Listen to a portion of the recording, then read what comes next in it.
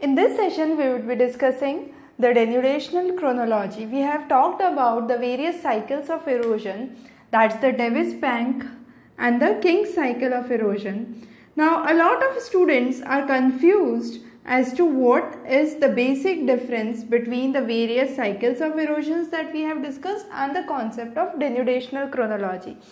So, in simple terms, I can say denudational chronology is a universal set under which you have the subsets of various cycles of erosions, or you can say this is the major idea based on which there were various cycles of the theories of cycles of erosions, those were propounded. Now, what does exactly denudational chronology mean? It is composed of two words. The first is denudation and the second is chronology. The word denudation means a process that involves erosion as well as weathering. We have already talked about in a separate class on the concepts of erosion and weathering.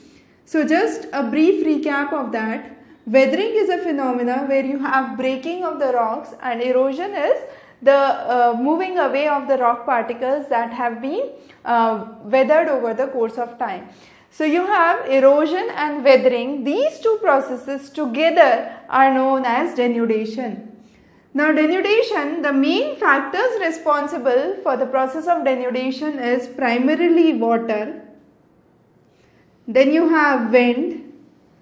You have all the kind of landform features that we have studied. So you have the glacial action, the underground water, you have the wind, water, and so on. So the sea level changes, the marine changes. So all these affect the denudation. But besides these, the other important factors are human beings and some natural impacts like I can say impact of a meteor. So a meteorite hitting the earth would also affect the denudation of a region. So these are the factors that basically affect denudation. Now I can say denudation or the process of denudation is directly proportional to the intensity of the agents. So if the agent is a kind of very active agent, I could say for example a gushing stream of water, the process of denudation near that region would be much higher as compared to a delta region. So I can compare it directly by saying you have a point where the river is originating or a gushing river and the other is the delta. So the denudational activity at the river would be much higher as compared to the delta region. So denudation is directly proportional to the intensity of the agents that are actively working in that region. Now what is chronology? Chronology can be defined as the time series. So what has happened today and what has happened during the time of my grandparents and what happened during the time of my grandparents would be studied under chronology. Similarly, the process of erosion and weathering over the course of time is studied under denudational chronology. So denudational chronology, if I want to define it, I can say it explains the erosion and the depositional processes that have occurred over the period of time, and that too mainly during the pre-quaternary era. So the basic focus of denudational chronology was to study the pre-quaternary era, and there were various scholars who gave various definitions to explain and understand the concept of denudational chronology. The first or the foremost among those was W.J. Small, and he gave that denudational chronology is a means to identify, date and interpret.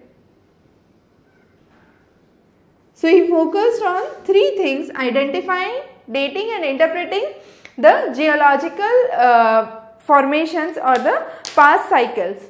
So under this approach of denudational chronology, we would be focusing on three basic ideas: the aim of denudational chronology, the basic assumptions behind denudational chronology, and the weakness of this concept and why this concept couldn't survive for long, and then this was highly replaced by, I could say, the various theories on the cycles of erosion that took place, and finally there were the concept of plate tectonics that superseded all these concepts.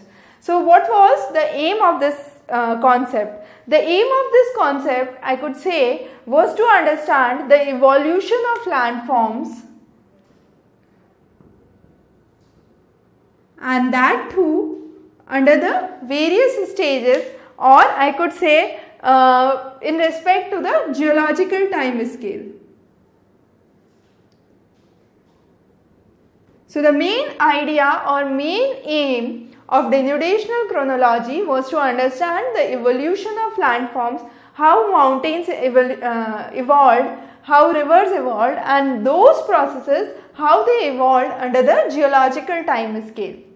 So that was the basic idea or basic approach behind denudational chronology. I can mark down a simple example here. For example, if I talk about the region of Australia, the region east of Great Divide, so you have the Australia here, and the region east of Great Divide was supposed to fall into the ocean here, but ultimately the rivers here fall into the Tasman Sea, or the path of the river got reversed and they fell into the Tasman Sea, and this is one of the processes that kind of created a atmosphere of debate for geographers to understand why the landforms or the direction of river has reversed over the time of over the given time, and that was studied under the evolution of landforms and how landforms evolved. So under this we would be studying the various kind of unconformities. The next is the basic assumptions behind denudational chronology. I can say there were three basic assumptions that led to establishment of denudational chronology. The first basic assumption that was there is a sequential change in landform, and that sequential change occurs over time. I cannot say randomly a mountain area became a plain area and the region where there were floods became a region of mountain. It's not like that. It's a sequential change that occurs over time. So I can say there was a mountain with gradual process of erosion and wind action. This mountain eroded to become a plateau and finally a plain area. So there has to be some sequence under which I explain how landforms evolved over the course of time. The next assumption is that present is the key to past. This is the same assumption that David assumed under his cycle of erosion, and he said that present is a key to past. So in present, if I am seeing a kind of mountain in this region, or it's a kind of old fold mountains, for example, I can see Aravallis, which is a kind of old fold mountains in this region at present. That means in past there have been mountains in that region which might be equivalent to, I can say, Himalayas or young fold mountains. So based on the present topography, I can reveal that there had been something similar to that in the past. And next is palimpsest topography. And palimpsest topography, what does that mean? I can say that I have a whiteboard here, I am writing something here. Supposedly I am drawing a mountain and I am drawing a scenery. Over the time I felt that this scenery is not good. I just remove it and I draw a kind of new scenery which can be seen here. So what is happening is I am writing something, I am erasing something and I am rewriting something. Similarly happens with the actual land surface. On the actual land surface, you have something that is drawn or that is being made or evolved over the course of time, I can say.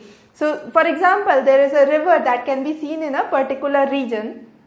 Then what happens over the course of time? The path of the river or the region where it flows changes. So the position of the river changes.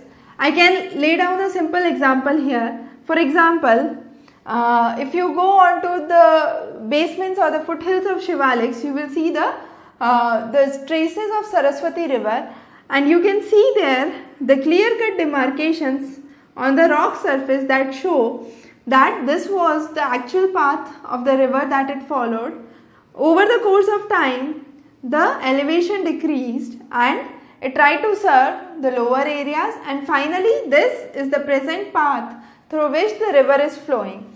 So I can say this is what is the palimpsest topography. Over the time the things have been written, erased and then rewritten. So this was the original path of the river that eroded away, and there is no more river flowing in this region. The path of the new river was here, and now finally the new path is here.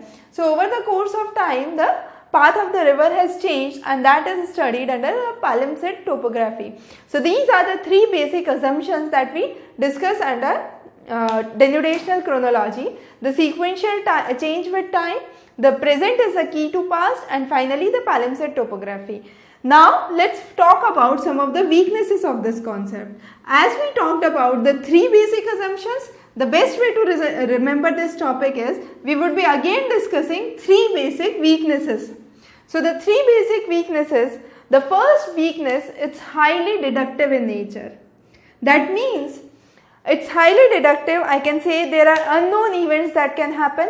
There can be earthquake at a certain region, there can be eruption of volcano at another region. So there are unforeseen events that can happen, and those unforeseen events are based on those unforeseen events you cannot predict what would be the next change in the landform in that region. As a result, I say it is highly deductive in nature.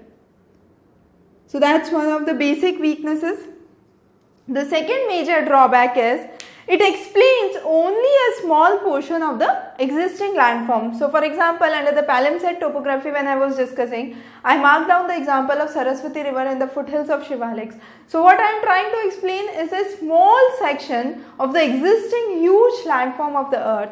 I cannot talk about all the phenomena or all the processes that are happening on the earth at a given point of time. However, if I talk on the contrary, I talk about the concept of plate tectonics, I can consider whole world or all set of continents under one roof, and I can explain that there were different plates, major and minor, and which led to so and so phenomena. So under this we say we can discuss only small sections of the landform or the small portions of the existing landform. So that is again a major drawback of denudational chronology. Based on this, this concept did not become as popular as the concept of plate tectonics. And finally, it is highly speculative in nature.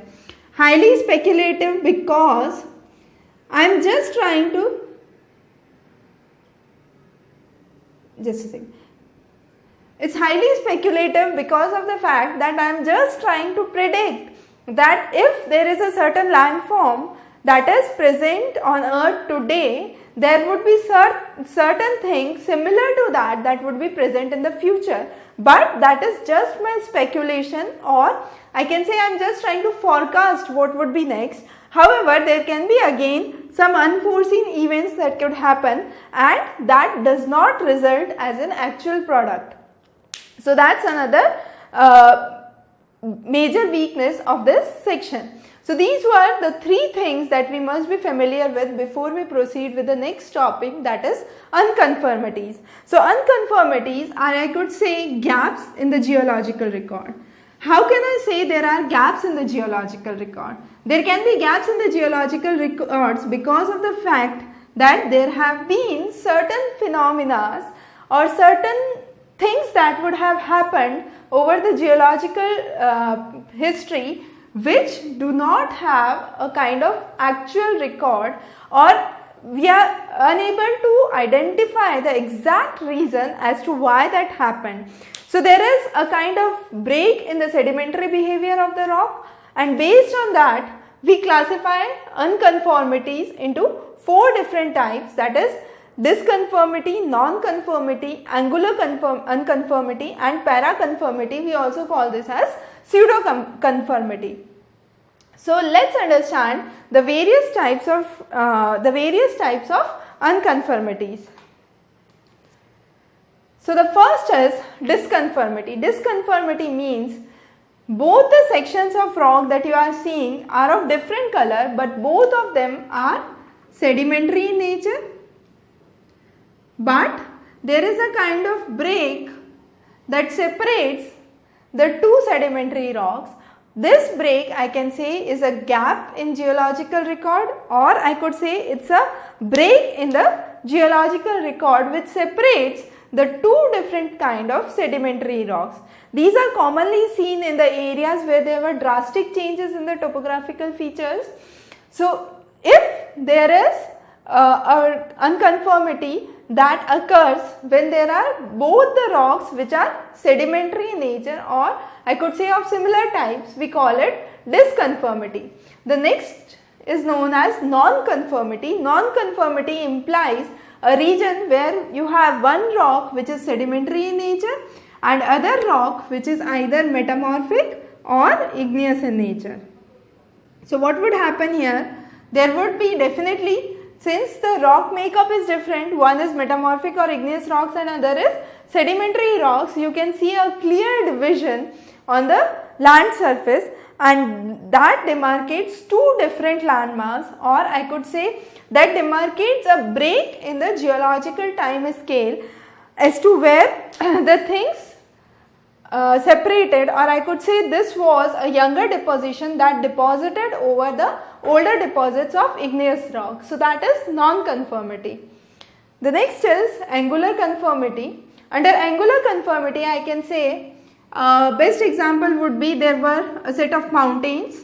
Over the course of time, there were erosional activities that were predominant in this folded mountain region. As a result, this kind of subsided or eroded away. Over the period of erosion, you had the folds that were seen below remained as such. So you have the folds that remained as such.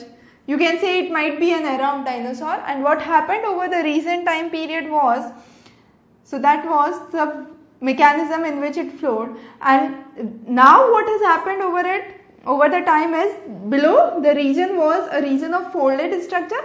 However, there were new layers of sediment that were deposited and they were more or less parallel in nature over this angular tilted topography, and the top layer which is deposited is much finer as compared to the folded layers. And when you actually see it in the real world, you will see a kind of structures, they are V-shaped or U-shaped, and above that you would see straight rocks, or you can see the angular disconformities near the river channels that is present in such a fashion.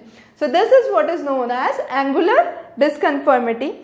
So you have horizontally or parallel sedimentary rocks that are deposited over the tilted layers. So the region below this is a tilted layer, and above that you have the horizontal sediment layers that are deposited, and finally you have paraconformity. Paraconformity is also known as non-depositional conformity or pseudo-conformity. The word pseudo, wherever it comes, it means false. That means it's not an actual conformity, therefore we do not consider it as a part of major unconformities. We also call it pseudo-unconformity, and as you can see in the figure, it's a kind of parallel sedimentation deposits. So you have parallel rock deposits that are seen across, and those are marginally separated. Now, how do we find out that there were kind of erosional surfaces that were present during certain time period in the history? So there are four basic methods based on which we can find out the age or the time period of the erosional surface. The first is radiocarbon dating. Radiocarbon dating is used to find the age of the rock. The only thing that is, or I could say the only drawback that radiocarbon dating faces is it cannot find out the age of a region if the region does not have organic fossil deposits. So organic deposits is a prerequisite to find out the age of the rock if we are trying to apply radiocarbon dating to that region. So that is the first method of finding the age or the time of a erosional surface. The next is interpretation of the sequence of sedimentation. That's a kind of very fundamental concept where we try to understand the sequence of sedimentation. That means there was highland, this highland eroded and formed a lowland, and when there was erosion from a highland and there was formation of lowland, what happened was there was deposition of finer sediments on the surface, and this deposition of finer sediments on the surface is what is interpreted under the sequence of sedimentation. So that is what is sequence of sedimentation. This method is also used to study the reconstruction of the drainage patterns. The next is height correlation method. So height correlation methods helps you to talk about the inclusion and the consideration for the decrease of the remnants that are present in the region. Based on that, you can assess the age or the time period of the erosional surface. And finally is the geological unconformity, the kind of unconformities that we have studied, and this is a kind of very tentative method to date the erosional surfaces, and this method is not formally used. It's kind of more kind of a method which is used to guess whether this region had a kind of break in the geological history or not. So that is what is geological unconformity, and it comes only due to the mixing of the various layers of sediments that could be seen. As we talked about, either you had two different sedimentary rocks or you have a sedimentary rock over a metamorphic rock and so on. So these are the four methods based on which you can find out the type of erosion surface and the age of erosion surface. So this is the fundamental idea behind denudational chronology. Based on this, there were various cycles of erosion that were propounded as we studied the Davis cycle, the Pank cycle and the King cycle. So we would be covering more topics on geomorphology specifically related to slope developments and hydrogeology in the further classes. You can subscribe to our channel for any further updates and leave any doubts as comments below the video. We will be more than happy to solve those. Have a good day ahead.